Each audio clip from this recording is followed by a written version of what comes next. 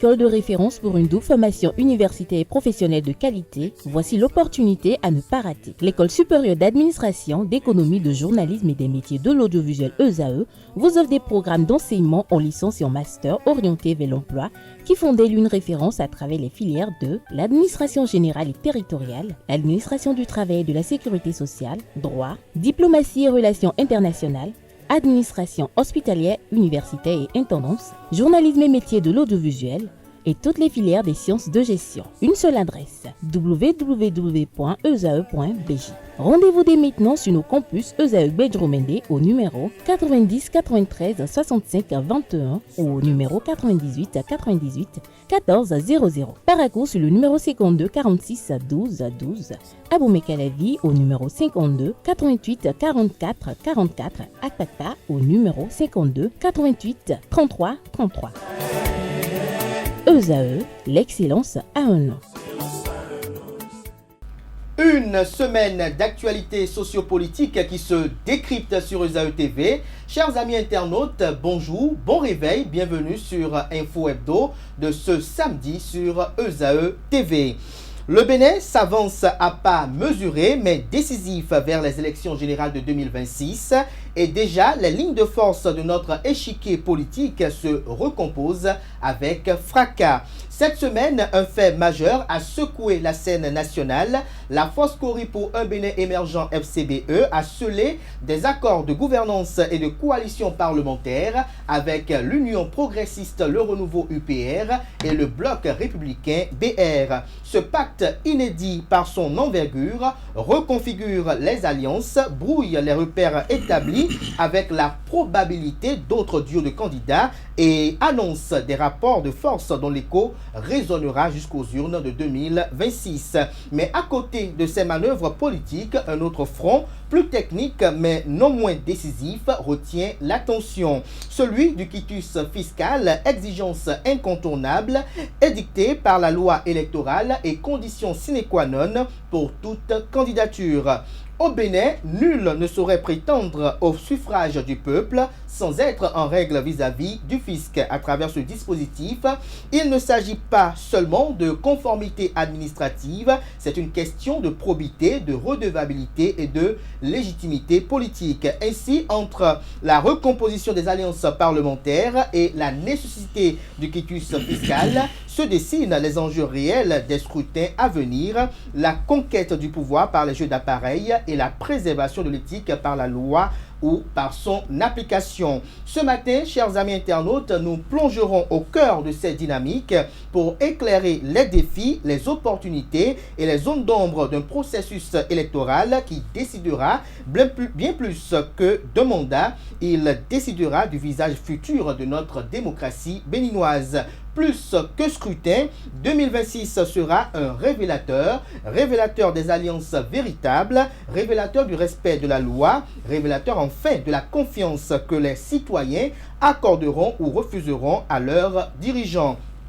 À ce sujet, chers amis internautes, ce jour, je reçois pour vous Rachidi Odjo, connu comme journaliste, mais n'ayant plus exercé comme tel depuis mai 2020. Il est expert en communication politique et publique, citoyen béninois, très favorable à la réforme du système partisan. Il sera face à un acteur politique très critique contre la réforme du système partisan. Il s'agit du vice-président du parti politique Les Démocrates en la personne de Eugène Azatassou. Un troisième invité sur ce plateau, un ancien ministre qui depuis sa démission du parti politique Force Cori pour un Bénin émergent se présente comme un acteur non partisan. Il s'agit bel et bien de Alain Adiou. Avant de retrouver mes invités pour le décryptage, chers amis internautes, je vous invite à suivre cette capsule vidéo qui véhicule un message du Centre national de sécurité routière.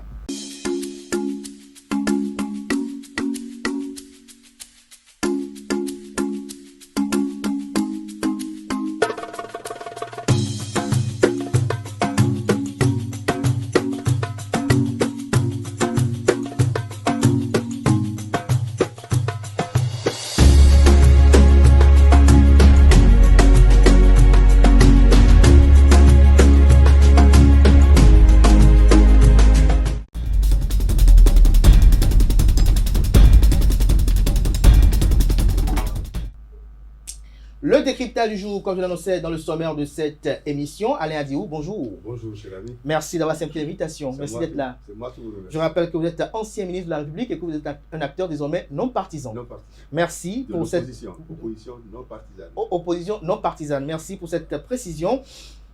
Rachid Ojo, bonjour. Bonjour, Abdelkader Achiro. Je n'ai pas affaire aux confrères ce matin. Non, pas du tout. Merci, j'ai affaire au citoyen béninois qui est favorable à la réforme du système partisan. Et en face de vous, vous avez Eugène Azatassou. Bonjour. Bonjour. Eugène Azatassou, dont la voix critique contre les réformes de Patrice Talon n'est plus à démontrer. Oui, parce que c'est ma conviction. C'est votre conviction. Et bien évidemment, on va démarrer par l'actualité, notamment en lien avec le quitus fiscal. Alors, Alain Diou, dites-nous, vous avez suivi un peu cette semaine les différentes récriminations de l'opposition, qui est partisane, peut-être si on peut dire ainsi, qui estime qu'il s'agit d'un critère qui pourrait être de nature à éliminer les adversaires politiques. On a vu dans la même semaine la Direction générale des impôts qui a répondu favorable à une requête. Est-ce qu'on peut se dire aujourd'hui que l'orage est enfin passé? Oui, l'orage est passé, mais c'était annonciateur de quelque chose qu'on peut au moins soupçonner. Ce n'était pas bien du tout, les précisions qu'ils avaient demandées. Ah bon. C'est vrai que j'ai écouté la réponse de la Direction générale des impôts, puisque les élections ne peuvent pas se passer dans la même période, mais il fallait simplement dire à tel moment, nous lançons le quitus fiscal pour la présidentielle, simplement. Et puis à tel autre moment pour les autres élections. Et la question que je me suis posée, parce que le problème est déjà résolu, n'est-ce pas? La question que je me suis posée, c'est pourquoi les amis de la mouvance n'ont pas été sensibles à ça? Ça veut dire que ça les arrangeait? Ah bon? Je ne sais pas. C'est une question. C'est une question. Je me suis dit, c'est une question que je me suis posée. Il a fallu l'opposition, incarnée par le Parti Les Démocrates, pour attirer l'attention, pour réclamer. Heureusement que c'est déjà derrière nous. C'est déjà derrière nous, n'est-ce pas, Rachid Ojo? Ah, je pense que c'est vraiment derrière nous, mais on peut aussi se questionner sur les fondements de la démarche du Parti Les Démocrates. Parce que le lundi, nous avons tous suivi la conférence de presse animée par les responsables de ce parti politique oui. Pour rendre public ce que vous avez appelé les récriminations. Et ça, c'était le lundi 15 septembre. Et le mardi 16 septembre, le parti adresse une demande d'audience au directeur général des impôts qui aussitôt a cédé à cette demande pour recevoir une délégation du parti le mercredi 17 septembre. Alors, pourquoi n'avoir pas écrit d'abord au directeur général des impôts avant de faire la sortie médiatique? Bon, je peux comprendre, j'analyse aussi les stratégies politiques. En tant que parti d'opposition, je trouve que c'est humain, même si ce n'est pas normal, que l'on soit en permanence dans une stratégie de polarisation consistant à créer des clivages et des antagonismes sur toutes les questions, sur tous les sujets, y compris les sujets qui n'en valent pas la peine ou qui ne sont pas encore suffisamment mûrs pour créer la polémique. Et puis après, la communication autour du sujet est aussi une communication conflictuelle. C'est l'autre facette de la stratégie de polarisation. C'est propre à pratiquement toutes les oppositions en Afrique. Maintenant que le problème est réglé, je l'espère, je pense que et le parti, les démocrates et le reste de la classe politique vont devoir faire face à la suite du processus électoral. Et c'est ça qui est le plus important. Eugène Azatassou, est-ce que les faits rappelés par Rachid Ojo sont exacts et est-ce que pour vous le problème est réglé? Bien, le problème est réglé sur ce point-là, c'est clair. Quel point? Non, attendez. Oui. De cet épisode du quitus fiscal, le contenu de la plateforme, les protestations, pas que du Parti des démocrates. Il y a eu protestation d'autres acteurs de la société civile. Je rappelle que un juriste qui n'est pas démocrate a déposé un recours devant la Cour constitutionnelle. Donc, moi je tire 2 leçons de cet épisode. Je suis appuyé dans mes leçons par ce qu'a dit Rachid Ojo tout à l'heure. Je crois que quand vous avez à charge la gouvernance d'un pays, il vaut mieux gouverner avec justice, équité et transparence. Quand vous mettez en avant la ruse, vous créez un climat de méfiance. On ne peut pas savoir où se niche la ruse, où commence la ruse. Vous voyez, à tel point que vous pensez que, vous avez fait la ruse, vous avez fait ce que vous avez fait pour avoir un résultat ponctuel, c'est-à-dire exclure, accaparer le pouvoir, et puis c'est fini, c'est derrière. Non, quand vous opinez comme ça, vous avez affaire à des hommes. Les hommes, ce n'est pas des tables. Les hommes, c'est des gens qui réfléchissent constamment. Alors, c'est clair que si on n'était pas dans un état comme ça, ce problème, la première démarche aurait été de soumettre la question à la DGI pour comprendre. Vous comprenez? C'est clair. Mais nous avons vécu tellement de choses que de se donner le temps de faire ça, c'est laisser le temps à la ruse de s'installer. Et c'est pour ça. Mais quelle est votre appréciation? Attendez, c'est la première leçon que je tire. À savoir que lorsque vous ne gérez pas avec justice, équité et transparence, vous installez un climat délétère, un climat de suspicion, un climat que déplore mon vis-à-vis Rachidi Odio. Et ce n'est pas du fait de l'opposition, c'est du fait de la gouvernance qui a été faite depuis 2016 et singulièrement de la gouvernance électorale faite depuis 2019, qui fait que lorsque un serpent t'a mordu, dès que tu vois une herbe comme ça, tu te méfies. Tu te méfies. La deuxième leçon. Et la deuxième? La deuxième leçon, c'est que rien ne vaut la veille citoyenne. Rien ne vaut la veille citoyenne. Le parti des démocrates et puis les autres auraient pu dire, c'est pas grave, c'est bon. Et ça aurait continué. Il a fallu attirer l'attention du DGI. Donc, de réagir tout de suite, ça a permis d'obtenir le résultat qu'on a obtenu. Parce que le DGI se donnait bon droit. Et la justification, c'était quoi? C'était que, comme il y a plusieurs élections et que les dates de dépôt ne sont pas les mêmes, il faut qu'on puisse avoir le temps de s'organiser. C'est ça Or, beaucoup de gens voyaient autre chose derrière. Et si on n'attirait pas l'attention, ces autres choses auraient prévalu. Donc moi je dirais félicitations à tous ceux qui ont réagi, à tous ceux qui se sont donné la peine de dire tout de suite non, on ne fait pas comme ça. Et c'est comme ça qu'il faut faire désormais. Et quelle est votre opinion sur l'ouverture du directeur général des impôts? Ah oui, non. Quand la réaction a eu lieu, le directeur général des impôts a corrigé, moi j'ai dit c'est très bien. C'est très bien. Mais s'il s'arc-boutait, ça donnerait des choses qui ne sont pas bonnes. Ne sont pas bonnes. Voilà. Avant de revenir à Rachid Odio par rapport à la gouvernance électorale dont vous avez fait cas tout à l'heure, j'ai une question spécifique pour Alain Adiou. J'aimerais savoir, sur le quitus fiscal et la loi électorale, dites-moi, est-ce que pour vous, le quitus fiscal exigé par la loi est-il avant tout un instrument de moralisation de la vie publique ou un obstacle stratégique pour certains candidats? Moralisation, probablement. Mais obstacle, pourquoi pas? Quand on prend en compte ce qui vient d'être dit, dans le contexte de la ruse et de la rage, ça peut très bien consister à ce que vous avez dit. Ça aurait pu être simplement de la moralisation. Et des fois aussi, c'était utilisé comme de la fraude en cachette. C'est-à-dire on empêche l'adversaire de concourir efficacement. Mais est-ce que vous pensez que dans un tel contexte actuellement, l'exécutif a les coudées franches pour sélectionner des candidats? L'exécutif se donne. L'exécutif est très actif. Tout ce que nous sommes en train de regarder là, peut-être que vous allez poser plus clairement la question tout à l'heure, l'exécutif n'est pas tout à fait à l'aise par rapport aux élections qui arrivent. C'est une élection qui doit permettre normalement aux électeurs, aux citoyens de se prononcer enfin sur les 10 ans qu'ils auront vécu depuis 2016. Et l'exécutif n'est pas tout à fait à son aise. Rachid Odio, à l'instant, vous avez suivi le professeur Eugène Azatassou qui a dénoncé la gouvernance électorale que le Bénin connaît de 2019 à ce jour. Qu'est-ce que vous en pensez? Vous en dites?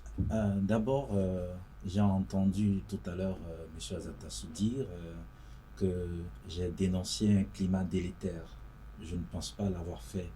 Parce que pour moi, le climat, il n'est pas délétère. Je constate qu'il y a une partie de la classe politique qui regarde ce climat comme étant délétère en fonction d'un certain nombre d'éléments discutables que cette partie de la classe politique expose. Moi, je retiens fondamentalement que s'il y avait une idée derrière le fait que le paramétrage de la plateforme de demande du quitus fiscal avait prévu l'indication ou la mention du type d'élection, ce n'est pas le fait que le Parti des démocrates ait demandé une audience ou ait fait une revendication qui suffirait pour supprimer ça. Il y a quoi d'autre? Non. Oui? C'est-à-dire que si l'administration fiscale avait un projet, avait un plan, était effectivement dans une stratégie de ruse, mais le Parti des démocrates ferait 10, 20 conférences de presse, demanderait 20 audiences, que cela ne suffirait pas pour changer quelque chose. À moins que la Cour constitutionnelle qui a été saisie sur la question rende après une décision pour enjoindre à la Direction générale des impôts d'abandonner ou de retirer cette mention du paramétrage de la plateforme. Donc, le fait que le directeur général des impôts ait accédé sans conférir à cette demande montrait bien que c'est une mention qui a été retenue de bonne foi. Et je pense bien que les justifications exposées par le directeur général des impôts pour expliquer la présence d'une telle mention sur la plateforme, moi, me convainc. Parce que je peux comprendre ça. J'ai suivi un peu les difficultés de cette administration fiscale en 2023, en 2022, 2023. Et je peux dire, une administration étant en permanence dans la recherche d'amélioration de son organisation, il n'est pas exclu que sur la base des expériences du passé, l'on cherche à créer de nouvelles fonctionnalités sur la plateforme pour permettre aux agents qui font le traitement des dossiers de pouvoir hiérarchiser le travail qui leur est confié. Alors, moi, la gouvernance électorale qui s'arrime à la réforme du système partisan oui, que nous vivons depuis 2018 ne me pose aucun problème. On dénoncera qu'il y a eu des morts. Non, Oui. je pense que ça c'est fait.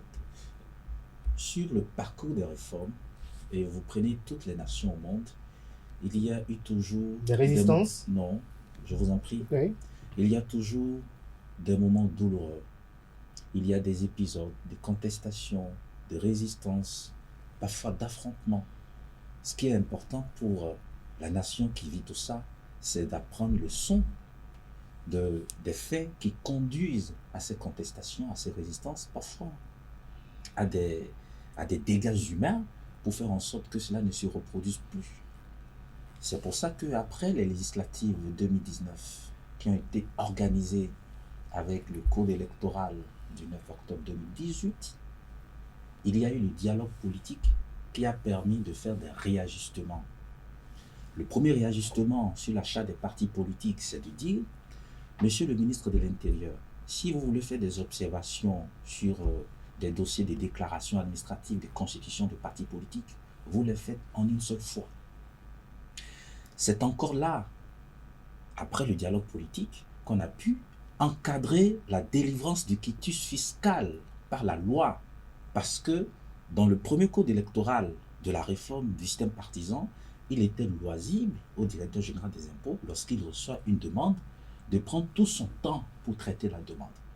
Mais c'est en tirant leçon du passé qu'on a fixé à l'article 42 que le directeur général des impôts est tenu, lorsqu'il reçoit une demande de quitus fiscal, de le délivrer au demandeur dans un délai de 15 jours. Qu'est-ce que cela signifie? Lorsque vous faites une demande, 15 jours après, soit vous recevez votre quitus fiscal, et s'il ne le fait pas, il doit vous notifier les impôts que vous devez dans les détails, que vous n'avez pas payé, et qui expliquent le fait que votre demande a été rejetée. Et la loi dit, si vous recevez cette notification, vous faites diligence pour aller payer, vous retournez vers l'administration fiscale avec les preuves que vous avez payé, que le directeur général des impôts est tenu de vous délivrer le quitus fiscal dans un délai de 72 heures. Regardez, la gouvernance électorale est basée sur un système, sur un dispositif électoral, sur la législation. Regardez les efforts que le législateur a fait pour essayer d'encadrer la délivrance du quitus fiscal. Je pense que tous ces efforts, toutes ces améliorations constamment recherchées traduisent la bonne foi de ceux qui sont les concepteurs et les promoteurs de ce que nous vivons aujourd'hui comme législation électorale, comme réforme du système partisan. Donc, pour moi, ça ne pose absolument aucun problème. Eugène Azatassou. Oui. Alors, ma question envers vous, c'est de savoir, est-ce que le parti politique, les démocrates, partage la pertinence de l'instauration du quitus fiscal comme pièce dans le dossier des candidatures? Nous n'avons aucun problème par rapport à ça. Vous trouvez pertinent cette Nous exigence? trouvons que, demander à quelqu'un qui veut exercer un poste électif d'être à jour de ses impôts, d'être correct en matière fiscale, ce n'est pas mauvais en soi. Ce n'est pas mauvais en soi si l'administration qui délivre cela était républicaine, il n'y a aucun problème. Mais en 2019, en 2021, en 2023, l'administration ne s'est pas montrée républicaine. Comment? Ah, mais c'est connu. C'est-à-dire que, de toute façon, les évolutions dont a parlé M. Ratili tout à l'heure, Oui. ça veut dire qu'il y a eu des crises. Et il dit qu'il y a eu des crises et que même, ça peut être extrême, mais il faut en tirer le leçon et corriger.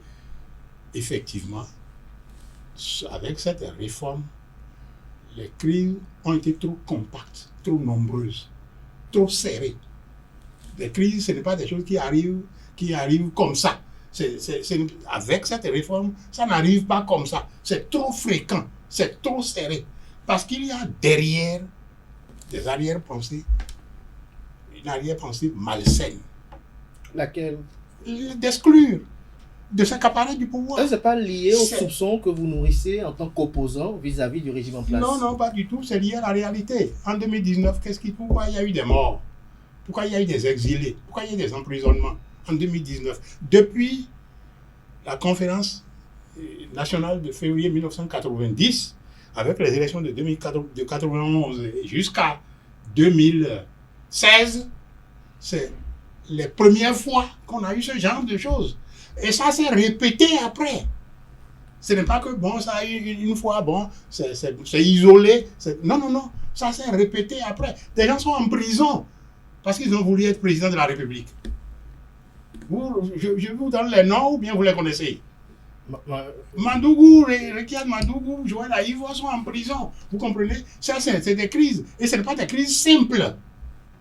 Donc, ce n'est pas des choses comme ça qui arrivent et puis après on corrige. Et c'est comme si ces corrections-là sont dues à l'administration fiscale elle-même. Non, c'est les crises qui ont fait que, effectivement, il y a eu un certain nombre de choses qui ont été initiées pour corriger. Mais malgré ces corrections, on trouve toujours le moyen de contourner les dispositions pour empêcher un certain nombre de gens d'avoir le document de quitus fiscal.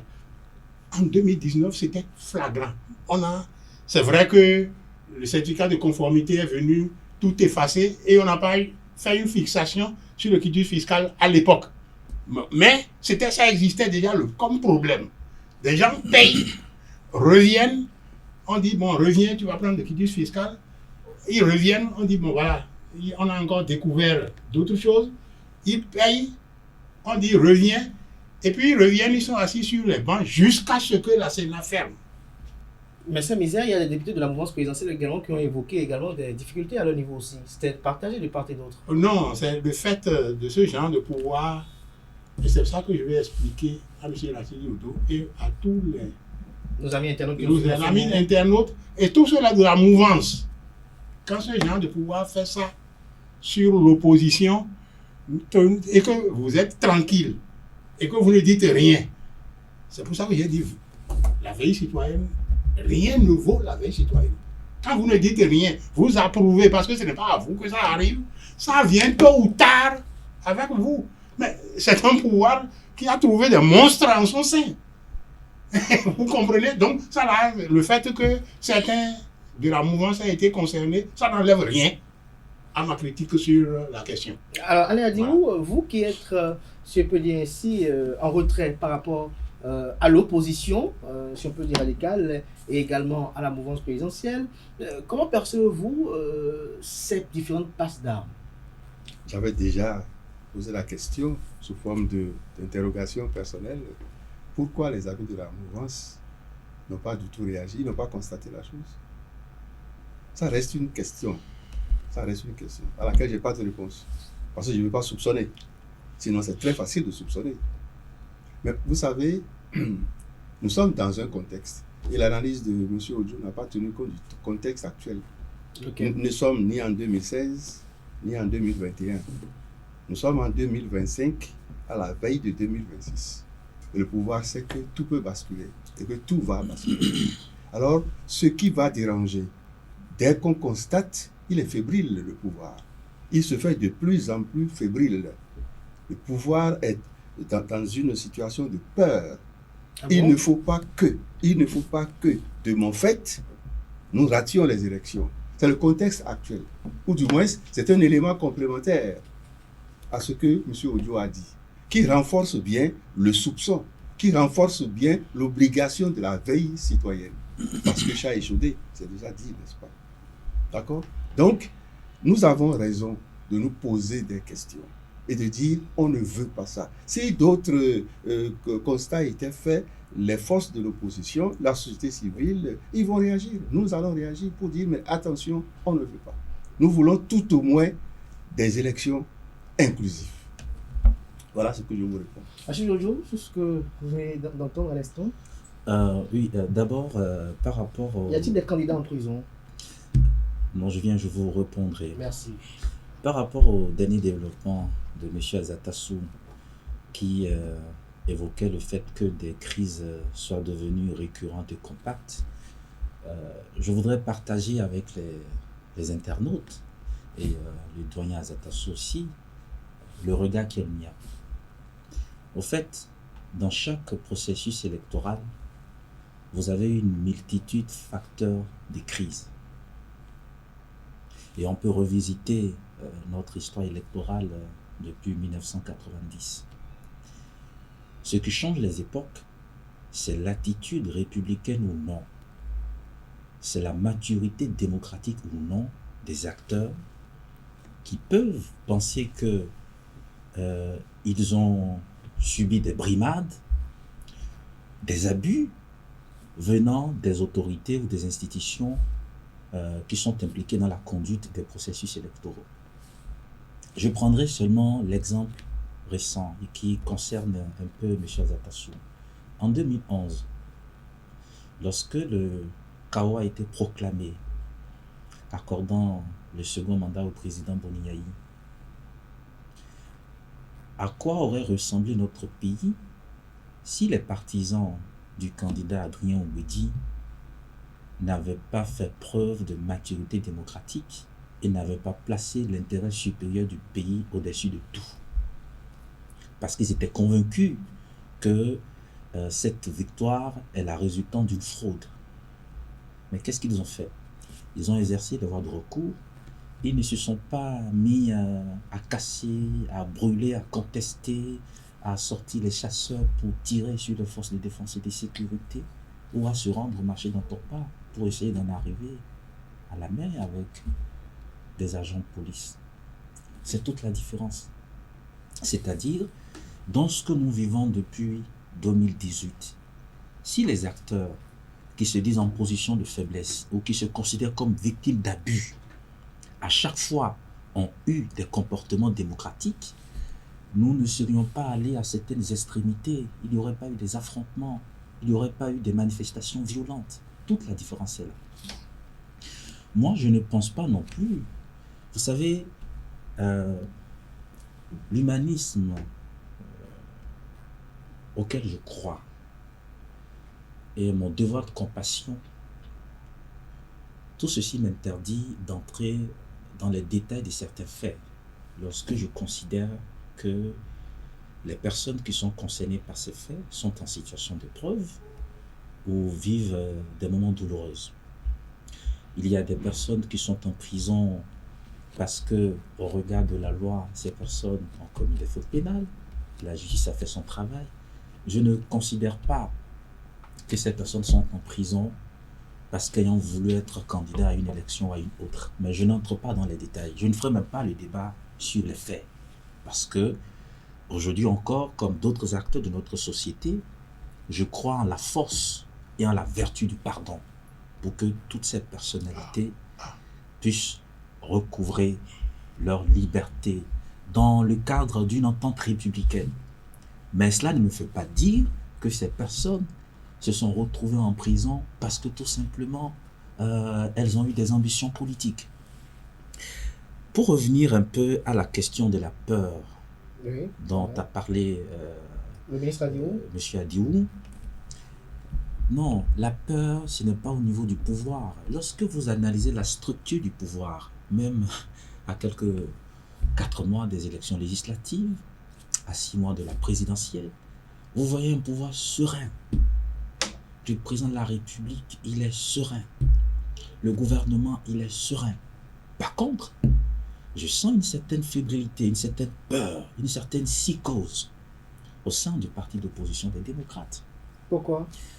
Les nombreuses conférences de presse et les alertes qui sont données, qui sont considérées comme de la veille citoyenne, sont une parfaite illustration de cette peur. Et même encore l'autre illustration la plus évidente et la plus expressive, c'est la dernière sortie du président de ce parti, l'ancien président de la République, Thomas Boniaï, qui demande à ce que la nation prie pour les élus du parti titulaires du droit de parrainer, qu'il y a toute pression. Donc la peur, ce n'est pas du côté du pouvoir. justement, La peur, dénonce c'est du côté... la pression. Non, je ne demande pas de... En fait, c'est vous qui appréciez. Non, Mais... j'apprécie pas. Ah je non, pas des faits. non, puisque quand vous parlez de dénonciation, quand vous parlez de récrimination, la personne qui a peur ne fait pas de récrimination, ne fait pas de dénonciation. Moi, je pense que le pouvoir, il reste serein. Et s'il y a quelque chose qu'il faut reconnaître à ce pouvoir, c'est de continuer à exercer les responsabilités républicaines en dépit du contexte électoral. Et ça, c'est un autre bénéfice de la réforme du système partisan. Avant de passer à Eugène Azatassou, j'ai une question particulière par rapport à vous, notamment lorsque vous avez fait votre développement avec, en rappelant les faits de 2011, vous avez parlé également de 2019.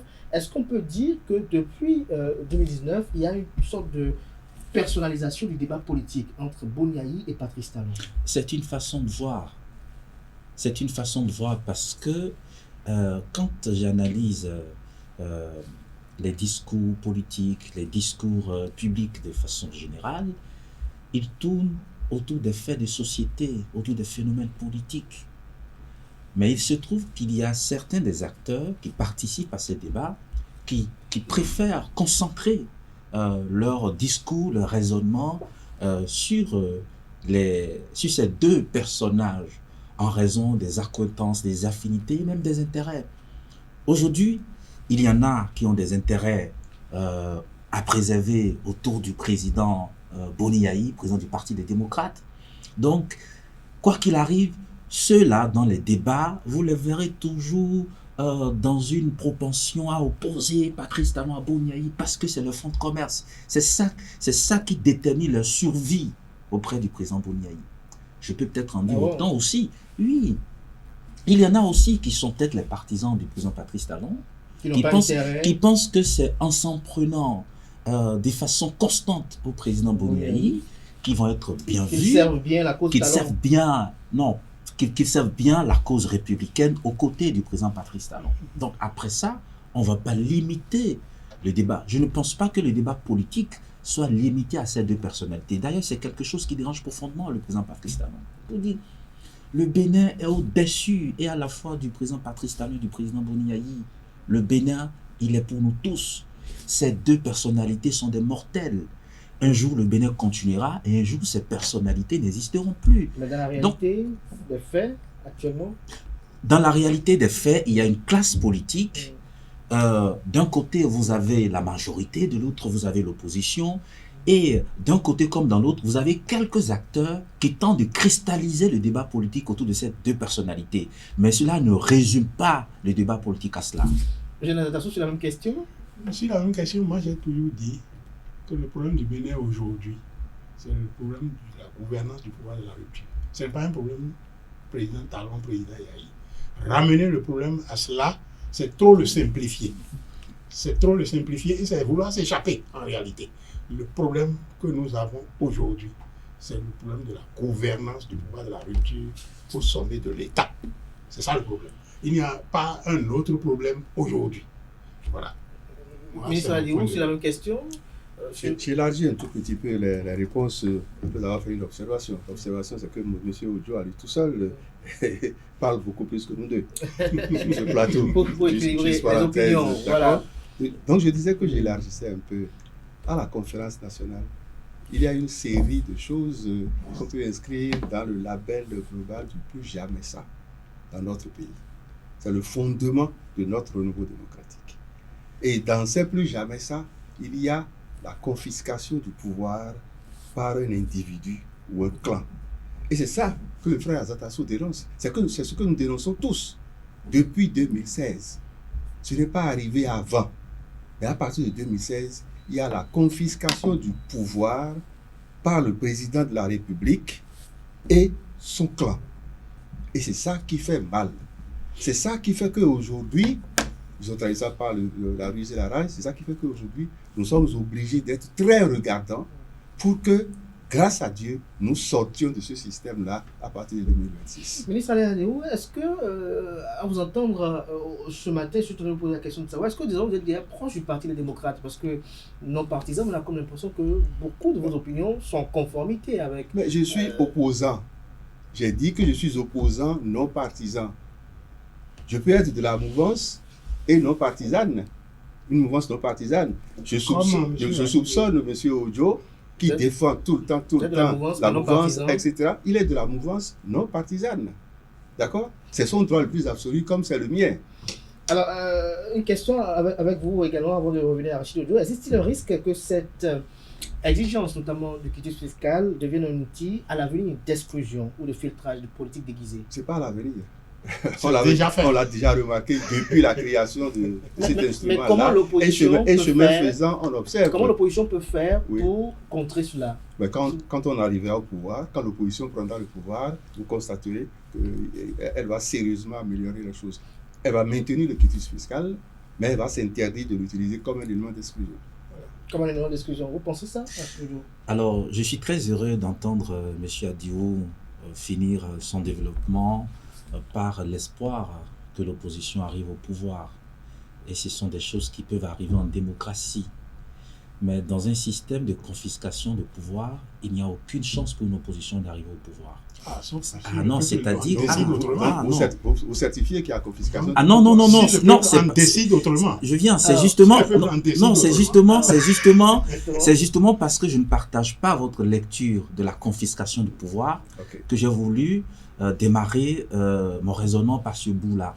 C'est-à-dire que si vraiment vous croyez qu'on était dans un système de confiscation de pouvoir, vous n'auriez même pas pu nourrir l'espoir que l'opposition arrive au pouvoir. Parce que vous dites que le pouvoir, il est confisqué.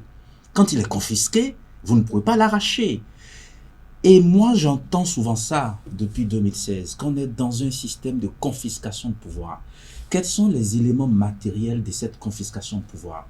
Qu'est-ce qui a changé dans l'ordonnancement juridique national qui peut amener à penser un instant qu'il y a eu de confiscation de pouvoir?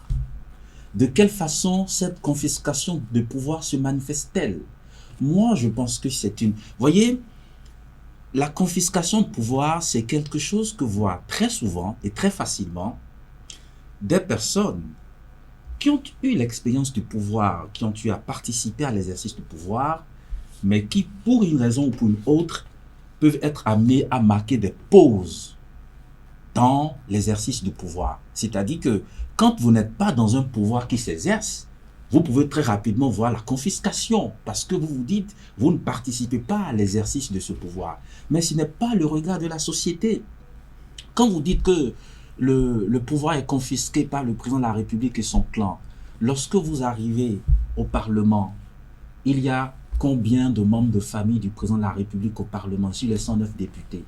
Parce que c'est ça, hein? Il y a des systèmes de confiscation de pouvoir, où vous avez le président de la République, le vice-président c'est le fils, le président du Parlement c'est le cousin, et vous avez le Parlement qui est rempli des neveux, des cousins, des enfants du président. Et puis tout le système institutionnel est caporalisé par le clan et la famille du président de la République. Ce n'est pas le cas. Nous sommes dans une démocratie pluraliste avec des institutions démocratiques qui fonctionnent normalement. Pour l'essentiel de nos institutions, le dispositif qui est mis en place depuis la conférence nationale des forces vives n'a pas changé. En ce qui concerne la composition des institutions, ça n'a pas changé. Un système de confiscation de pouvoir va procéder de quelle façon? Prendre le contrôle du Parlement, prendre le contrôle de la Cour constitutionnelle, prendre le contrôle de toutes les institutions juridictionnelles.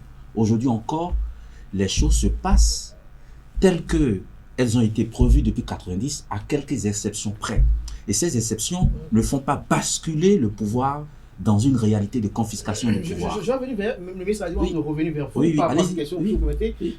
Ministre Adjou, lorsque vous écoutez par exemple à l'instant Rachid Odjo, est-ce que vous n'avez pas des critiques S'il à vous plaît, porter sur le personnel monsieur politique? Achiro, vous m'avez posé des questions sur le quitus fiscal. Oui, parce que, oui, au je fait, reviens. Ah bon, je allez-y, reviens par rapport à allez-y cette alors. parenthèse. Sur le personnel politique. Je reviens un peu sur ce que j'avais dit tout à l'heure, la monopolisation de la parole. Non, il n'y a pas de monopolisation. Non, c'est une façon de parler. Voilà. Vous pouvez continuer avec. C'est-à-dire que M. Odjo, les exemples qu'il prend, je pense que c'est très bien parce que les internautes vont constater qu'il défend l'indéfendable. Plus il parle, plus il s'enfonce. Ou du moins, plus il enfonce les amis qu'il défend. Tout ce qu'il a donné. Le Parlement n'est pas sous contrôle. La Cour constitutionnelle n'est pas sous contrôle. Et après, il dit, sauf quelques... non, mais c'est la réalité que nous vivons. C'est la stricte réalité que nous vivons. J'espère que vous allez ouvrir encore, vous avez des questions sur le rapprochement FCBE et les autres tout à l'heure, et que nous aurons l'occasion d'en parler. Ça aussi, lorsque vous allez poser la question, je démontrerai que ça fait partie de la confiscation du pouvoir. Donc, nous sommes en plein là-dedans. Donc, ce que je pense de son développement, c'est... J'ai aimé de l'entendre parler. Mais je voudrais que ce soit les internautes qui l'écoutent beaucoup et qui tirent leurs conclusions. Pour dire que, voilà, ça montre réellement que le pouvoir en place est touché, est menacé, a peur. Je vais vous donner un exemple de confiscation du pouvoir. On n'a pas besoin d'avoir des neveux, des oncles, des tout dans une institution pour s'en accaparer et pour que l'institution fasse votre volonté. On voulait renouveler la mandature de la Cour constitutionnelle. Vous comprenez? Il y a au Parlement 3 partis, UP, UPR et BR, qui sont de la mouvance, qui soutiennent le président de la République. Ça, ce n'est pas un débat, c'est l'option qui a été faite. Et puis, il y a LD, qui s'est déclaré de l'opposition et qui anime la vie politique comme étant de l'opposition. La vie politique, que ce soit au niveau de la société ou au Parlement, comme de l'opposition. On a voulu choisir majorité parlementaire, minorité parlementaire. UPR et BR se sont partagés ça. Comment vous pouvez comprendre que si ce n'est pas là une volonté de s'accaparer de la Cour constitutionnelle? Vous pouvez dire ça comment? Donc c'est un exemple. C'est juste un exemple. Alors, merci. Monsieur Adjou, moi, je n'ai pas le sentiment que je m'en force. Au fait, lorsque j'évoque moi-même en premier la composition des institutions, c'est parce que je suis conscient que c'est sur ça que se basent les personnes qui parlent très souvent de confiscation du pouvoir. Je veux qu'on me démontre qu'entre 1990 et 2016, 2019, 2018, quelque chose a changé dans la façon dont la République a convenu de composer la Cour constitutionnelle. Je peux vous donner un exemple. Non, je viens, vous me permettez. Oui. Donc, c'est resté intact. Le président de la République fait ses désignations, le Parlement fait ses désignations. On n'a pas changé pour dire désormais, c'est le président de la République qui désigne tous les membres de la Cour constitutionnelle. ou qu'il faut faire siéger à la cour un parent du président. Après, l'exemple évoqué par M. Azatassou concerne un débat des doctrines sur les concepts de minorité, de majorité parlementaire. Aujourd'hui encore, ce débat-là, il est là. C'est-à-dire, dans le débat public sur les plateaux de télévision, nous parlons d'opposition parlementaire, de mouvance, mais dans le règlement intérieur, dans les textes qui régissent la République, on parle de minorité parlementaire et de majorité parlementaire. C'est sur cette base-là que les répartitions ont été faites. Cela a été contesté et même devant la Cour, qui a rendu une décision pour dire ce qui est fait est conforme. Moi, je ne vois pas, c'est ça, effectivement. C'est-à-dire que ce n'est pas quand on perd un procès devant la Cour constitutionnelle ou lorsqu'on ne voit pas son désir se réaliser, ce n'est pas ça qui traduit systématiquement une situation de confiscation de pouvoir. La façon dont M. Azatassou a exercé le pouvoir au temps du président Boni Yahi, la façon dont la Cour constitutionnelle était composée à leur époque, c'est de cette même façon qu'elle s'est composée aujourd'hui. Et je suis très heureux au moins que pour la mandature actuelle de la Cour, cela ait pu se passer avec un Parlement au sein duquel le Parti des démocrates est représenté. Lorsque vous perdez les rapports de force politique, parce qu'en politique, il y a les rapports de force. Il y a des moments, vous prenez les dessus, il y a des moments, vous êtes en recul, vous êtes en régression, parce que vous n'avez pas suffisamment de moyens stratégiques et politiques. Oui. Mais lorsque vous perdez les rapports de force politique, cela ne vous fait pas dire qu'il y a confiscation de pouvoir. Vous avez tout simplement perdu une bataille. Prochainement, ça peut être votre tour. La question de quitus fiscal, vous avez demandé si ça participe de la moralisation de la vie publique ou si c'est un obstacle d'exclusion ou de filtrage politique. Non, je rejoins M. Adirou sur cette question. Le quitus fiscal, dans son essence, participe à la moralisation de la vie publique. C'est un pan de la moralisation, parce que la moralisation de la vie publique, c'est quoi? C'est le fait d'intégrer les valeurs éthiques et morales au processus de déploiement de l'action publique, en agissant sur tous les acteurs qui sont concernés. Donc, incontestablement, ça fait partie de cette moralisation. Mais ça peut devenir un obstacle pour un acteur public qui aspire à des fonctions électives publiques et qui attend le moment des élections pour payer ses impôts. Qu'est-ce qui est difficile aujourd'hui qu'est-ce qui est difficilement supportable pour les demandeurs aujourd'hui, les demandeurs de quitus fiscal? C'est que pour la plupart, vous avez des personnes qui ont des biens immeubles bâtis, non bâtis, pas dizaines à travers tout le pays, mais sur lesquels les impôts ne sont pas payés régulièrement. Mais au moment où vous faites une demande de quitus fiscal, l'administration fiscale vous fait le point. Alors, si vous avez passé 10 ans, 15 ans à ne pas payer vos impôts comme il se doit, le matin où vous faites la demande, si on vous fait le point de ce que vous avez à payer, ça peut vous paraître exorbitant. Mais c'est parce que vous avez cultivé une certaine habitude de ne pas payer vos impôts mois par mois, année par année, en fonction des périodicités suivant lesquelles il faut payer ses impôts. Est-ce que le Parti politique des démocrates a encore des difficultés pour obtenir ces quitus fiscaux pour ces candidats? Quand on est en train de faire les demandes, et bon, on attend les réactions, mais bon, ça c'est tout simplement une belle parole. C'est tout simplement une belle parole. À la pratique, on a constaté que le quitus fiscal avait été utilisé comme moyen d'exclusion. Comme moyen d'exclusion? Oui, à la pratique, c'était ça. Bon, il y a eu des ajustements, bon, il a dit ça, des délais dans lesquels il faut donner et tout ça. Mais nous sommes, et c'est ça qui me fait revenir au départ, c'est-à-dire la première leçon que j'ai tirée. Nous sommes sous un pouvoir de ruse. Je n'ajoute pas encore la rage. Nous sommes sous un pouvoir de ruse. Et un pays ne peut pas être géré par la ruse. Parce que quand vous gérez par la ruse, vous créez une situation de non-confiance. Vous comprenez? C'est pour ça que je ne peux pas dire tout de suite, ah oui, non, le DGI a dit ça, c'est très bien. Bon, donc tout est beau. J'attends la prochaine ruse. Alors. J'attends la prochaine ruse. Alors, Alain, et nous la dénoncerons. Alain, pour progresser, on a vu cette semaine Fosco pour un Bénin émergent signer des accords avec les partis politiques Union progressiste du renouveau et Bloc républicain. Oui. Qu'est-ce que vous en pensez de cette initiative politique? C'est presque un non-événement. C'est presque pour vous, ça ne rebat pas les cartes, ça ne reconfigure pas la scène politique ou non? Je vais faire mon analyse oui. Et vous allez en dire ce que vous voulez dire. Non, pas moi. Pour moi, c'est presque non-événement.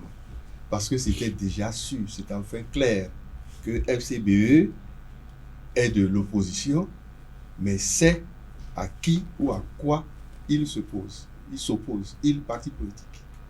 Ah bon? D'accord. Allez-y. FCBE se réclame de l'opposition, mais, et ça c'est mon commentaire, c'est lui seul, le parti là seul, qui sait à qui et à quoi ou à quel régime il s'oppose. Quand vous y étiez... Nous observons. Oui. Mais quand j'y étais, oui. Il y avait ce malaise-là. Ma sortie est une dénonciation de ce malaise, de ce que j'ai observé. C'est pas la peine, si vous voulez, je vais le faire, vous rafraîchir la mémoire. Je laisse tomber comment est-ce que les partis politiques, notre ami est très convaincu que la réforme de ces partisans est une très bonne chose. On aura l'occasion d'en parler de façon plus ample. Mais je laisse les partis qui se réclament de la mouvance. Et je prends seulement ceux de l'opposition, notamment FCBE. En 2016, quel était le parti de l'opposition? FCBE. Je disais la grande FCBE. La FCBE qui a soutenu Yahi jusqu'à son départ. Et puis après, nous avons constaté que progressivement, ce parti a été cassé, scindé en trois. Premièrement, c'est FCDB qui a été créé. C'est des mains invisibles qui animent, qui poussent les gens, et certains acceptent cela. FCDB. Vous ne pensez pas que les acteurs eux-mêmes se rebellent dans leur propre sein? Vous ne pensez pas ça? C'est pas impossible. Mais j'ai observé. Vous soupçonnez les mains invisibles. Non seulement je soupçonne, mais c'est que j'ai observé, j'ai participé, j'ai écouté. J'ai vu et j'ai écouté. Pour le moment, je n'en parle pas plus que ça. Donc, FCDB a été créé. Ça n'a pas prospéré parce que les animateurs n'étaient peut-être pas à la hauteur de la mission. Donc, ça n'a pas prospéré. 2018, 17-18, pendant un an à peu près. 2019-2020, cette FCDB n'a pas satisfait. Et qu'est-ce qui s'est passé? On l'a laissé tomber. Et l'autre grande partie FCBE qui existait, on l'a à nouveau fragmenté.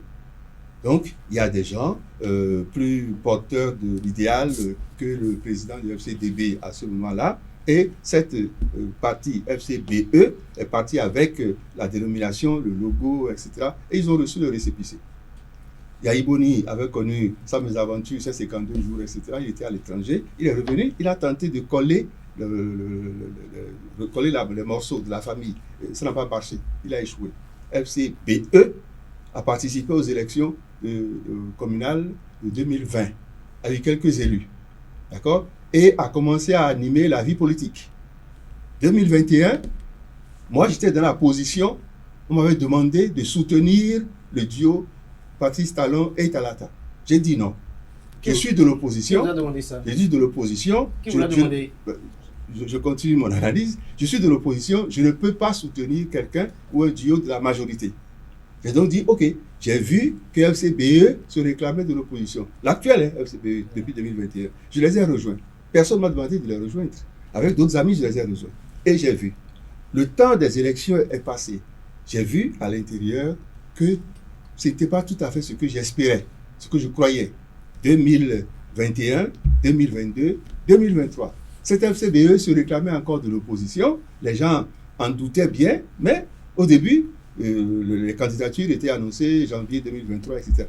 Pendant ce temps, autour de 2020-21, je crois, fin 2021 ou 2022, les démocrates, comme parti politique, a été créé. Le parti a été créé. L'animation plus forte. Les gens voyaient, les citoyens voyaient plus visiblement que l'opposition était incarnée par ce parti politique. FCBE avait commencé à rassembler ses pièces pour l'élection de 2023. Les démocrates ont réclamé aussi. Il y a eu collusion, si vous voulez. Et puis, les institutions ont été invitées à trancher, la Cour constitutionnelle, etc.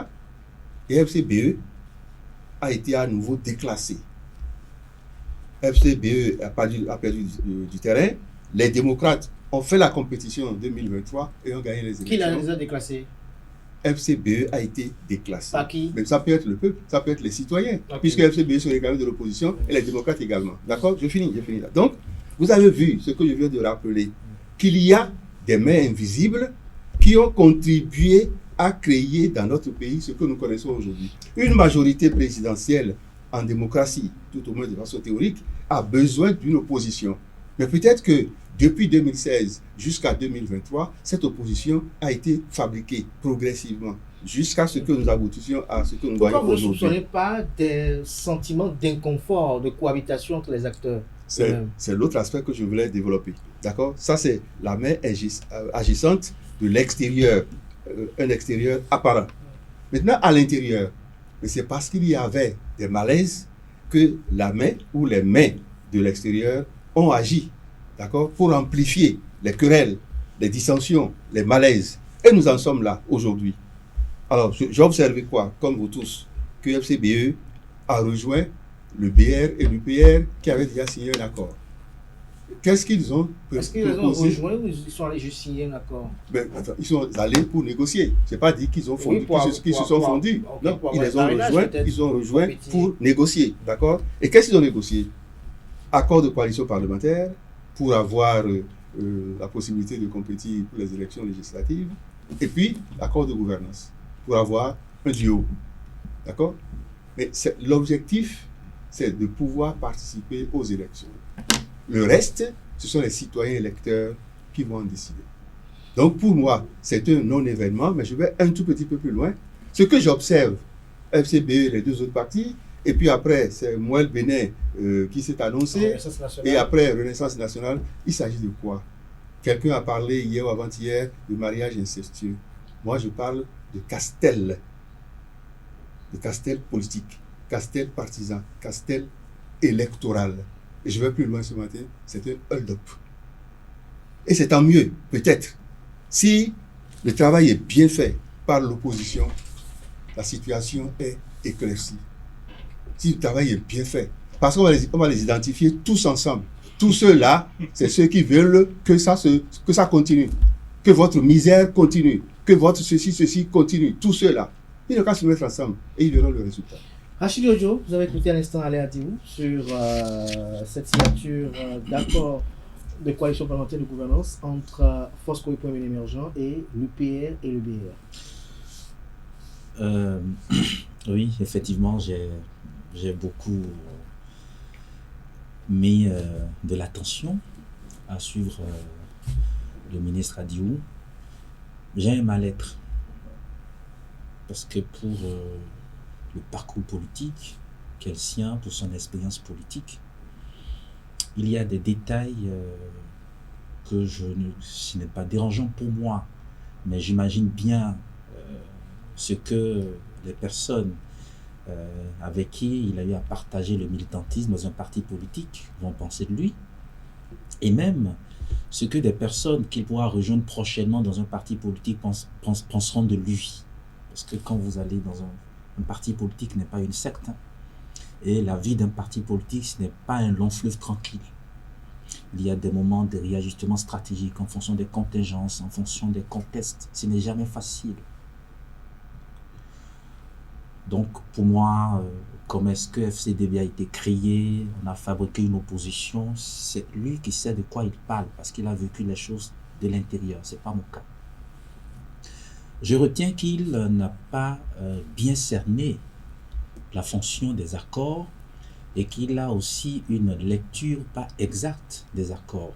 Ce qui n'est pas bien cerné, c'est la fonction de l'accord de coalition parlementaire. Le parti FCBE n'est pas entré en accord de coalition parlementaire pour pouvoir participer aux élections législatives.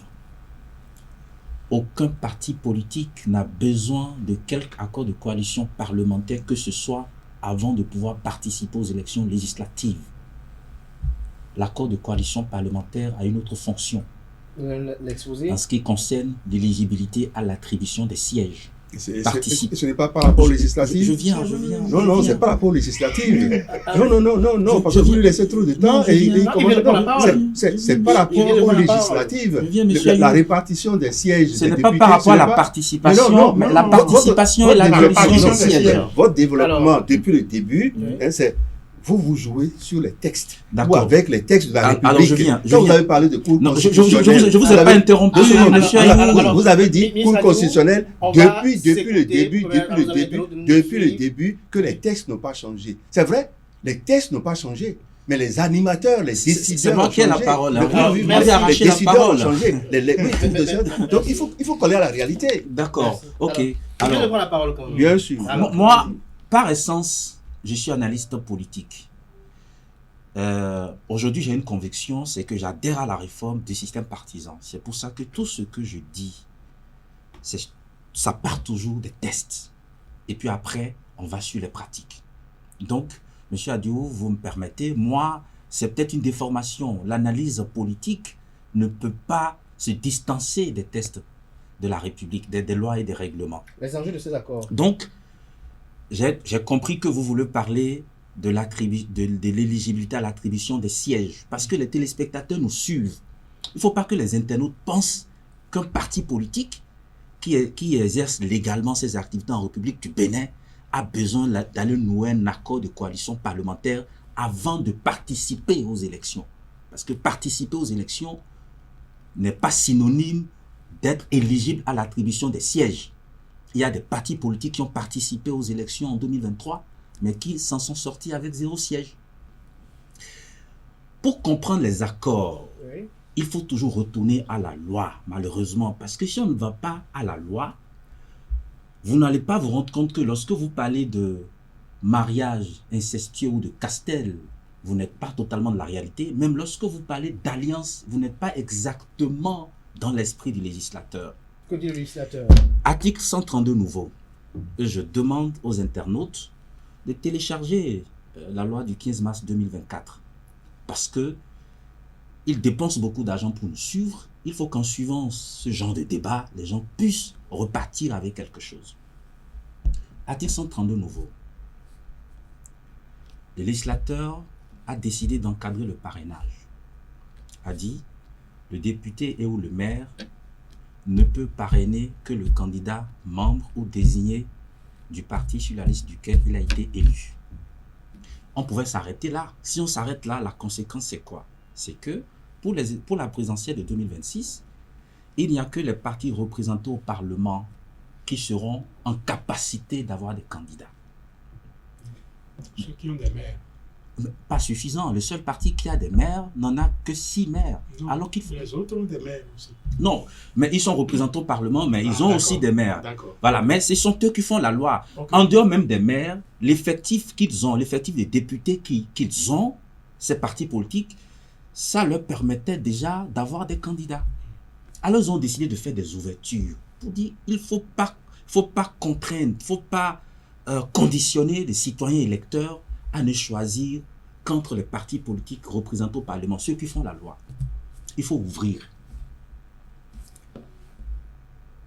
À l'alinéa suivant, on dit toutefois, en cas d'accord de gouvernance conclu et signé et déposé à la Sénat avant le dépôt des candidatures, le député et ou le maire peut parrainer un candidat membre de l'un ou l'autre des partis signataires de l'accord.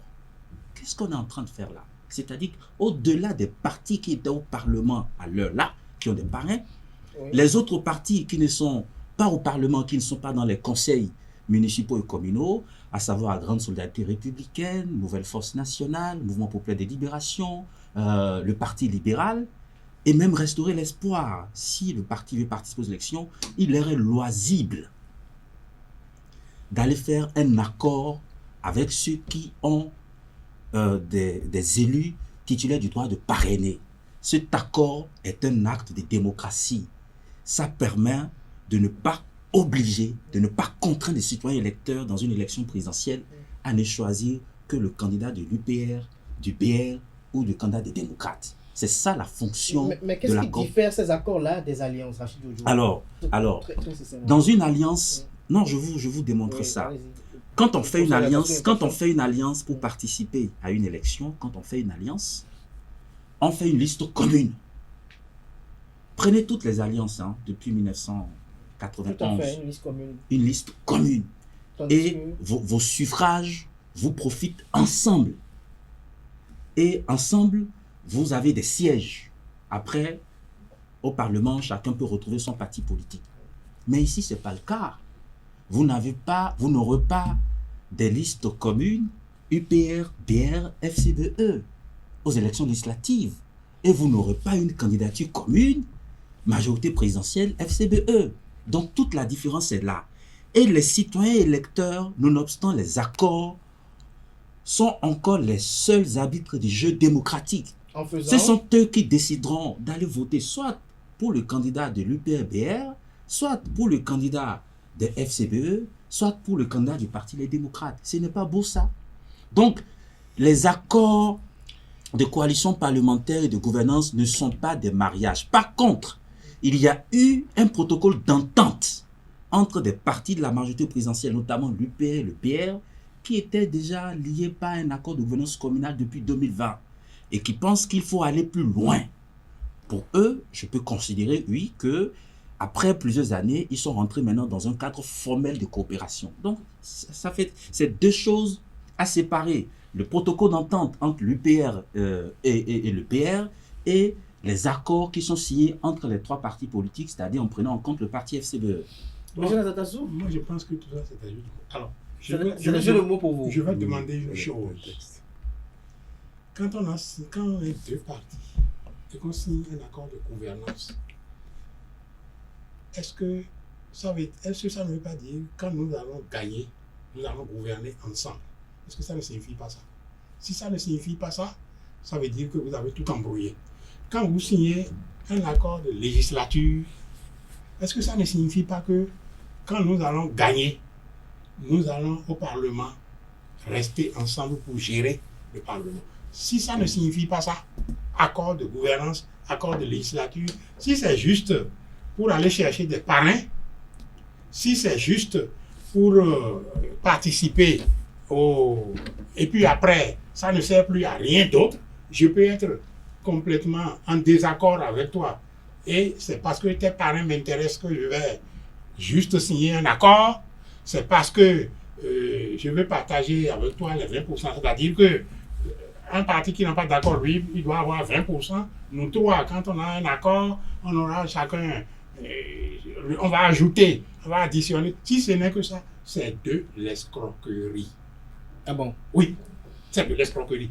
Mais si c'est ça, si quand je signe un accord de gouvernance avec un parti A, signe un accord de gouvernance avec un parti B pour une élection donnée, si on gagne, parti A et parti B vont gouverner ensemble, alors qu'est-ce qu'un parti d'opposition va chercher avec un parti véritablement de l'opposition va chercher à signer des accords de gouvernance avec des partis qui n'ont pas la même vision que lui, qui n'ont pas les mêmes projets, les mêmes objectifs, la même perception du développement que lui.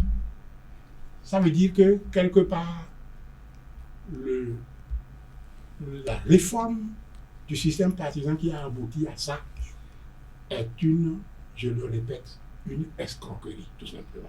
Je ne suis pas d'accord avec vous. Non, bon, je n'ai pas dit ça pour que tu sois d'accord. Je n'ai pas dit ça. Je ne suis pas d'accord avec vous. Et il y a beaucoup de gens qui ne seront pas d'accord, mais beaucoup de gens seront d'accord. Qu'est-ce qu'un parti qui a une vision de l'opposition? Être opposé, c'est quoi? Ce n'est pas être opposé à des hommes. C'est être opposé à des idées. C'est avoir une vision différente de la façon dont le Bénin doit se construire. La façon dont le Bénin doit se développer. C'est de ça qu'il s'agit. Hein? Bon. Si, pour être ensemble, pour on est opposé. Mais après, on peut signer un accord pour gouverner. Ça fait un méli-mélo, une fange. Ça fait un marécage d'idées. Donc, si par exemple, c'est inadmissible. Donc, si par exemple les démocrates étaient en manque de parrain et que la mouvance leur proposait de venir en chercher, enquérir, ils n'allaient pas aller vers. Si, pour cela, il faut signer un accord qui veut dire que nous avons les mêmes visions de gouvernement. Moi, je demanderai aux démocrates de ne pas y aller. Parce que nous n'avons pas la même vision. Ou bien, on ne peut pas avoir. C'est ça qui fait la démocratie. Je vais vous dire tout à l'heure ce que dit la loi sur les implications. Bon, donc cette loi taillée comme ça, cette loi taillée de cette manière, est taillée pour escroquer politiquement. Escroquer. Oui. Mais déjà, ministre Aléa Diou, il faut déjà que les partis politiques signataires de ces accords de gouvernance de coalition parlementaire puissent déjà obtenir 10% au plan national, ce qui est évidemment une véritable preuve. Le tout ne suffit pas de signer des accords. Une épreuve pour qui? Pour les plus petits partis. Dans ce qu'ils sont en train de faire, on utilise l'article 146 du Code, il faut que leur groupe, à 3, à 4 ou à 5, obtiennent de façon cumulée 20% dans chacune des circonscriptions électorales. Mais que, individuellement, chaque parti politique, dans le cadre de l'accord, obtienne 10% au plan national pour passer à la deuxième étape.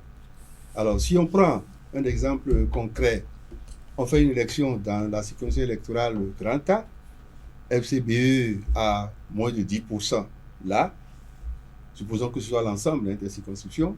Les autres partis ont 15%, 12%, je ne sais pas quoi, pour prendre seulement les 3 là. Donc, à 3, ils ont 5, enfin, j'ai dit 8, plus 12, ou bien plus 15, vous additionnez, ça fait 30 et quelques. Okay. Donc, dans la circonscription, ils ont les 20%. Mais au plan national, FCBE n'aura pas 10%. Donc, elle ne pourra pas participer, ou le parti ne pourra pas participer à la répartition des sièges.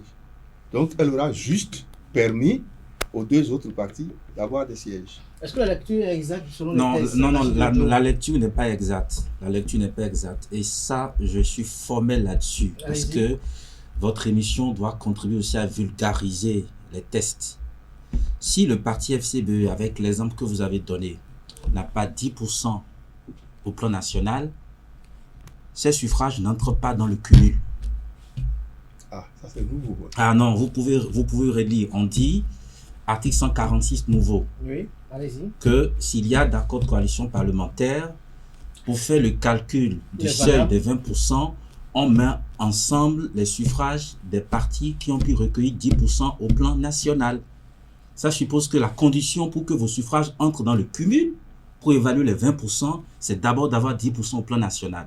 Vous pouvez être 5 dans l'accord. Si c'est seulement 2 partis politiques qui ont pu avoir 10% au plan national, ce sont les 2 qui verront les suffrages cumulés dans chaque circonscription électorale législative pour voir si ça fait les 20%. Monsieur Azatassou a posé plusieurs questions et a utilisé des mots durs. Mais je vais être généreux vis-à-vis du doyen. Non, escroquerie politique, je trouve que c'est trop, je pense que c'est exagéré pour moi. Mais je comprends votre gêne. Parce que si vous n'entrez pas dans le contenu des accords, on peut avoir une telle réaction. Est-ce que vous êtes interrogé sur le contenu des accords? Bien sûr que si les accords sont noués entre 2 partis politiques qui n'ont pas de problème de différence idéologique ou d'incompatibilité idéologique, oui, ces accords peuvent déboucher sur une possibilité de gouverner ensemble. Mais si ces accords sont noués entre un parti de la majorité présidentielle et un autre parti de l'opposition politique, en ce moment, il faut aller questionner les axes de l'accord. Ça veut dire qu'on ne doit pas s'appeler accord de gouvernement. Non, mais... on doit pas lui donner son nom. Non, mais le nom importe peu. C'est le contenu qu'il faut voir. Je viens. Mais ce qu'on appelle accord de gouvernance ici, ailleurs, ça a un autre sens. Et ce qu'on appelle quitus fiscal ici, en Côte d'Ivoire, ça s'appelle attestation de régularité fiscale. Au-delà des noms, non, je donne juste un exemple. Oui. On appelait accord de gouvernance, on l'aurait pu l'appeler n'importe comment. Regardez ce qui a été signé entre les 3 parties. Ça porte sur quoi? Ça porte sur les responsabilités républicaines qui incombent aux partis politiques, telles que mentionnées à l'article 4 de la charte des partis politiques. Que les partis politiques ont l'obligation de défendre la démocratie, donc sauvegarder la démocratie, sauvegarder l'indépendance nationale, sauvegarder la cohésion nationale et sauvegarder l'intégrité du territoire national. Lorsque vous allez dans les accords, qu'est-ce que vous avez? Vous avez la préservation de la paix et de la stabilité institutionnelle. Vous avez la préservation des acquis démocratiques. Et vous avez le développement harmonieux du Bénin. Monsieur Achiro, quel parti politique au Bénin ne peut pas nouer un tel accord avec un autre parti politique? Non, si je n'ai pas la même vision du développement harmonieux. On n'est pas encore là. Non, on n'est pas. Développement harmonieux. Non, on n'est pas encore là. Ma position, ma vision par rapport à ça. On n'est pas encore là. Contraire. Monsieur Zatasso, vous m'arrachez la parole. Donc, je vous explique que les accords portent sur des valeurs que tous les partis politiques sont censés défendre. Mais pourquoi il faut des accords sur quelque chose qui devrait exister? Parce que force est de constater que ces dernières années, en raison des contestations et des résistances autour donc de la réforme du système partisan, il n'est pas rare de constater que certains partis politiques aient pu s'écarter de ces valeurs. Donc, ce n'est pas mauvais de pouvoir le rappeler dans un accord que nous avons le devoir de préserver la paix et la stabilité, les acquis démocratiques et le développement harmonieux. Maintenant, ce qu'il faut rechercher, je ne sais pas si on en aura le temps, Oui. est-ce qu'il y a une différence idéologique entre les partis qui ont signé l'accord où il y a une incompatibilité idéologique? Parce que, et c'est démontré partout au monde entier, que n'importe quel accord politique peut être signé entre n'importe quel parti politique si ce n'est que sur la question des différences idéologiques. Le problème commence par se poser à partir de l'incompatibilité idéologique. Malheureusement, je pense qu'on n'a pas le temps. On n'a pas le temps pour ouvrir ce débat. Il y a des différences idéologiques peut-être entre ces différents partis politiques, mais il n'y a pas d'incompatibilité idéologique. Je regrette de ne pas avoir suffisamment de temps pour démontrer ça. Exactement, mais tout à l'heure, en quoi le professeur Azatassou et votre développement également, est-ce qu'on peut dire que peut-être les partis politiques UPBR sont peut-être en train de jouer, parce que les autres partis politiques dont on parle, les performances électorales, on les connaît si on doit se fier à 2023. Je n'ai pas compris. C'est-à-dire, pour que les accords de gouvernance et de coalition parlementaire soient valables, il faut avoir 10% au plan national, alors qu'on a vu les autres formations politiques à l'œuvre en 2023. Non. L'accord de gouvernance n'est pas concerné par la question des 10%. L'accord de coalition parlementaire. L'accord de coalition parlementaire, non. L'accord est valable. Vous parlez peut-être de l'utilité ou du bénéfice de l'accord pour les signataires. Oui. Une fois que vous déposez votre accord à la Sénat, votre accord est valable. Maintenant, est-ce que l'accord apportera systématiquement le même gain à tous les signataires? La réponse est non. Pour que l'accord puisse être bénéfique à tous les signataires, il faut que chaque parti signataire fasse l'effort de justifier d'une performance de 10% au plan national. Eugène Azatassou, vous avez suivi à l'instant Rachid Diodio, vous étiez en train de sourire. Pourquoi? Qu'est-ce que vous faites sourire? Non, parce que vous voyez encore là de la ruse, c'est ça? Bon, non, je n'ai pas rusé. Il applique la ruse des autres. Il comprend la ruse des autres. Non, il comprend, c'est ça? Je pense que ne serait-ce que par rapport au nom de l'accord, Vous avez un problème avec le libellé. Ou le libellé de l'accord, le nom de l'accord. Si c'est juste, bon, nous allons préserver la nature républicaine de l'État. Créer l'ouverture. Si ce n'est que ça veut dire que tous les partis peuvent signer des accords. Bien sûr, y compris le Parti des démocrates. Normalement, ça ne devrait pas être ça. Ça veut dire quoi? Ça veut dire qu'on a fait une loi et puis on a taillé après. Parce que si on fait une loi et on exige 20%, et on dit tous les partis peuvent signer des accords. Ça veut dire que, par exemple, si le Parti des démocrates signe accord avec BL, UP, FCBE, c'est nous 4 qui devons avoir 20%. C'est nos 4 points qui devraient avoir 20%. Est-ce qu'il n'y a pas... j'ai dit escroquerie là, trouvé ça trop fort. Est-ce qu'il n'y a pas une duplicité là? Est-ce qu'il n'y a pas une tromperie là? C'est-à-dire, on dit... C'est moins fort là? Bon, je ne sais pas. Je ne sais pas.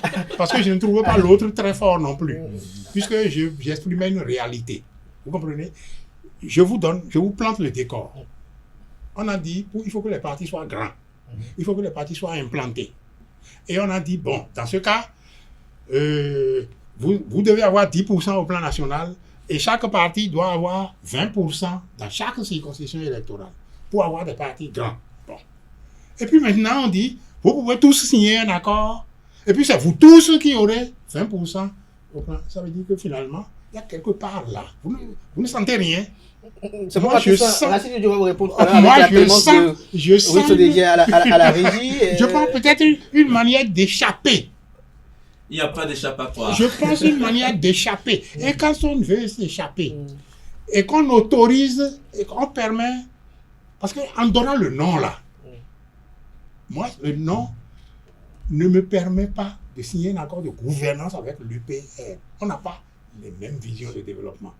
Donc, quand on s'appuie sur ce nom, accord de gouvernance, ça veut dire que on laisse certains favoriser et puis les autres qui certainement vont se faire prendre au piège du nom en rade. C'est ça que j'ai appelé de l'escroquerie. Bon, j'ai atténué le mot. Prêtez-moi le mot qu'il faut pour ça. Allez, vous qui partagez quand même le mot qu'il faut pour ça. les opinions du professeur Azatassou, est-ce que pour vous, cela veut dire que ces textes-là méritent d'être corrigés par endroits encore? Oui, beaucoup. Parce que la lecture qu'a faite Ojo a complètement embrouillé les donnes, tout au moins à mon niveau. Je me rappelle d'une émission que vous avez animée ici avec Jean-Baptiste Elias et deux représentants, deux députés de la mouvance. L'un de l'UP Le Renouveau, l'autre du BR. Et Jean-Baptiste Elias, à ce moment-là, on disait qu'il fallait avoir 20% au niveau de chaque circonscription électorale. Et il a utilisé une expression, je ne me rappelle plus, et il parlait des 10%, et les autres en face avaient dit non. Il fallait d'abord réunir 10% au plan national pour avoir droit à réclamer quelques sièges que ce soit au plan de la circonscription. Exactement. Mais ce que Ojo vient de dire, ça là, cette partie-là, elle est vérifiée par lui. Mais l'autre partie, c'est si vous n'avez pas 10% dans la circonscription électorale... Non, au plan national. Non, si vous avez 10% au plan national, il a dit, vous devez avoir 10% au niveau de la circonscription électorale. Non, je n'ai pas dit ça. Je vais répéter, vous allez corriger. D'accord? Dans les 20% à avoir, j'ai dit tout à l'heure, si FCBE a 8%, quelqu'un d'autre 15% et un autre 12%, d'accord? 15 et 12, ça fait plus de 10. Mais moi, j'ai dit, on va tenir compte des 8, 12 et 15. Ça fait 35. Et on dira, ce groupe-là a 35% au plan de la circonscription électorale. Il m'a dit non. Non, ce qu'il a dit, c'est que si FCBE n'a pas eu 10%, les 8 là n'entreront pas en ligne. Voilà, oui, c'est ça. Voilà, les 8 là ne donc, seront en fait, pas. La loi est embrouillée. Voilà, que les 8 là, c'est ce que je disais, que les 8 là ne seront pas pris en compte dans le calcul, dans l'agrégation. Vous avez compris, M. Adrou n'a pas compris. J'ai très bien compris. J'ai très bien compris et j'étais en train de vous interpeller. D'accord? Dans la circonscription électorale, ce que moi j'ai dit, c'est 8 plus 12 plus 15 égale 35%. Il a dit non, puisque FCBE n'aura pas eu 10%, ces 8% au plan de la circonscription ne seront pas pris en compte. Donc pour ce groupe-là, on va prendre en compte 27%. D'accord? 27%. OK? Alors que ce n'est pas ça, à l'émission, c'est pas ça qui avait été dit. Il avait été dit exactement ce que j'avais dit tout à l'heure. C'est-à-dire qu'on prend en compte l'ensemble. Et on disqualifie FCBE parce qu'il n'aura pas eu 10%. Éclairez-nous, parce que je crois que l'honorable Gansé, la difficulté, on va les réécouter. Oui, la difficulté, c'est l'interprétation que les amis de la mouvance font de la loi. C'est ça qui nous pose problème. Non, la loi s'interprète à tous les tournants de façon différente. On n'est même pas encore dans l'interprétation de la loi. Parce que l'interprétation de la loi fait appel à de l'ingénierie juridique, à de la technicité. Nous sommes là à l'étape de la lecture de la loi. Lisez-la clairement. Non, mais monsieur Achirou, prenez votre téléphone, lisez l'article 146 nouveau pour que monsieur Adiou puisse entendre. Vous avez quelques problèmes de compréhension, mais ce n'est pas le cas de monsieur Azatassou. Et donc, je pense que sur nous les quatre sur ce plateau, vous êtes la seule personne à ne pas avoir bien compris. Mais ce n'est pas un problème. Okay. C'est tout au moins la preuve que la loi n'est pas aussi mal écrite que ça. Mais tout à l'heure, le président Azatassou a dit quelque chose sur lequel... Azatassou m'a rejoint. Sur laquelle j'aimerais que vous... Non, M. Azatassou est entré dans la politique en disant que la loi s'interprète à tous les tournants. Non, parce qu'il était en train de vous rectifier. Alors, Rachid Odio, si vous permettez, est-ce que quelque part, vous ne voyez pas pertinent ce que dit le président Azatassou lorsqu'il dit qu'on a fait la réforme du système partisan pour promouvoir les grands partis politiques qui ont une envergure nationale et que dans cette même législation, on favorise après, par des procédés discutables, d'autres partis qui ne sont pas véritablement nationaux puisque les critères érigés sont difficiles à eux. Alors, une clarification. Je n'ai pas fait une lecture de la loi, je rapporte la loi. Donc, monsieur Achirou, si vous avez la loi sur votre téléphone, je prends mon téléphone, je vais sur la loi. Nous sommes presque à la fin. On peut lire. Les amis, donc, monsieur Achirou, on peut avoir mal compris, ça, c'est pas un problème. Là, il y a quand même un débat. Je n'ai pas fait de lecture, je n'ai pas interprété la loi. La loi a été rapportée telle que c'est écrit. Sur la question. Sur la question. Alors, qu'est-ce qui s'est passé? Vous savez, la réforme du système partisan, c'est la proclamation des ambitions, mais après, le législateur revient dans la réalité. Il est réaliste tout en maintenant ses ambitions. On a dit, puisqu'on a voulu des partis politiques nationaux, exigeons aux partis politiques, avant d'être quelque part où on est censé représenter le peuple béninois, que chaque parti politique puisse avoir 20% des suffrages exprimés dans chacune des 24 circonscriptions électorales législatives avant d'être éligible à l'attribution des sièges. C'était le cap qui a été fixé.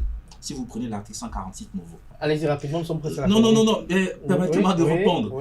Et donc, après ça, le législateur s'est dit, après tout, ce sont des partis politiques qui sont nés il y a 5 ans, il y a 6 ans, il y a 7 ans. Essayons de trouver des parades pour leur faciliter la tâche, pour faire en sorte que la règle de base qui a été fixée ne soit pas une contrainte de trop pour les partis politiques. C'est un défi. Ça va être bien que les partis politiques travaillent à relever ce défi, mais au même moment, il faut alléger. Et donc, l'accord de coalition parlementaire a vocation d'allègement, d'assouplissement de la règle de 20%. C'est-à-dire qu'on a dit que si un parti politique est sûr, très sûr, comme le parti Les Démocrates, de pouvoir avoir les 20% dans toutes les circonscriptions électorales législatives, il n'y a pas de problème. Mais si un parti a quelque doute que ce soit ou veut s'offrir une certaine garantie, une certaine sécurité, que ce parti politique puisse être en accord de coalition parlementaire avec d'autres. En ce moment, l'effort qu'on demande à chacun dans cette coalition, c'est d'avoir 10% des suffrages exprimés au plan national. Et maintenant, pour les 20%, on pourra mettre ensemble les suffrages de ceux qui ont déjà eu 10% au plan national pour voir si dans chaque circonscription, leurs suffrages valent 20% des suffrages exprimés dans cette circonscription. Donc, le législateur, il est constant. Chaque fois qu'il fixe un cap, il essaie d'atténuer. Quand il a encadré le parrainage, il a atténué avec l'accord de gouvernance. Quand il a fixé le cap de 20%, il a atténué avec l'accord de coalition parlementaire. Audio, merci à vous pour vos explications. On regarde là, dans les visages de Eugène Azatassou et de Alain Adiou, qui a un sentiment d'insatisfaction malgré vos explications. Mais je crois que le professeur Azatassou n'est pas embrouillé. Non, pas du tout. Bon, non, pas du tout. Sauf embrouillé par solidarité. Non, c'est l'embrouille des internautes qui sont pas là. Les internautes n'ont qu'à prendre la loi. Ils n'ont qu'à prendre la loi. Je crois qu'ils vont me laisser quelques commentaires, comme à l'habitude. Merci à vous, Eugène Azatassou. Vous voulez passer un mot très rapidement? Oui. Non, je pense que cet accord de coalition parlementaire et de coalition gouvernementale signé par... De gouvernance. Voilà. Signé par UPR, BR. Quand c'était UPR, BR, bon, il n'y avait pas de problème. C'est la même tendance politique, c'est la même famille politique.